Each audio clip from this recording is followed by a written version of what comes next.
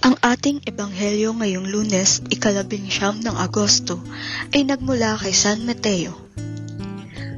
May isang lalaking lumapit kay Jesus at nagtanong, "Guro, anong mabuting bagay ang dapat kong gawin upang makamtan ko ang buhay na walang hanggan?" Sumagot si Jesus, "Bakit mo ako tinatanong kung ano ang mabuti? Iisa lang ang mabuti.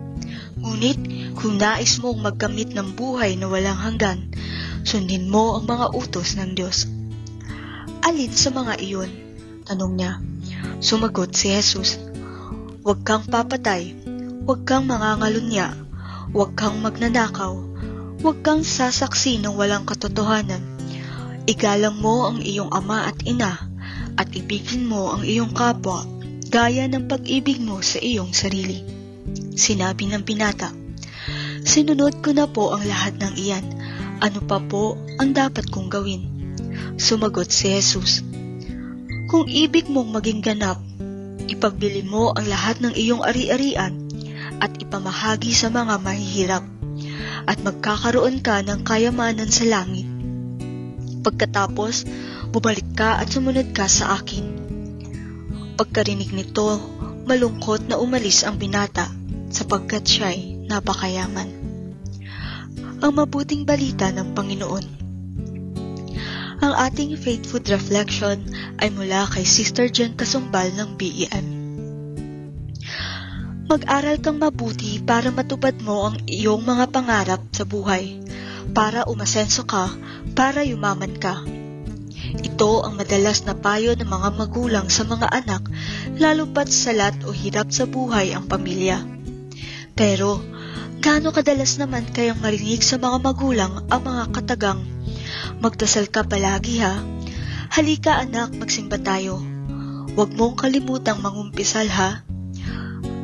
Mas madalas kalilimutan na ang pagsimba kasi nga busy sa pag-aaral, at pag nagtatrabaho na, di na makapagsimba dahil pagod na tuwing linggo, o di kaya na may overtime kasi. At kapag nakamit na ang mithing karangyaan sa mall, sa beach, out of town, o sa ibang bansa na lang ang punta kapag linggo, long weekend, or vacation break, maaalala lamang ang Panginoon, luluhod, magdarasal o magsisimba kapag may problema o sakunang dumating. Nakalulungkot isipin, pero ito ang mas totoo para sa nakararami.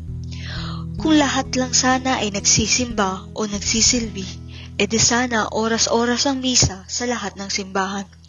O di kaya'y may simbahan na sa bawat kanto, mapagkasya lamang ang mga dadalo sa misa.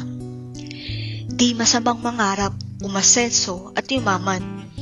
Pero sana lahat tayo ay mangarap din na makapiling ang Diyos sa langit balang araw. Umasenso din sa ating pananampalataya at mag-impok ng kayamanan sa langit sa pamamagitan ng ating mabuting gawa. At huwag kalilimutang ituro ito sa ating mga anak at mahal sa buhay upang sama-samang makapiling sa buhay na walang hanggan. Manalangin tayo.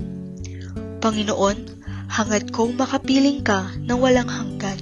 Amen. Sa ngalan ng Ama, ng Anak, at ng Espiritu Santo. Amen.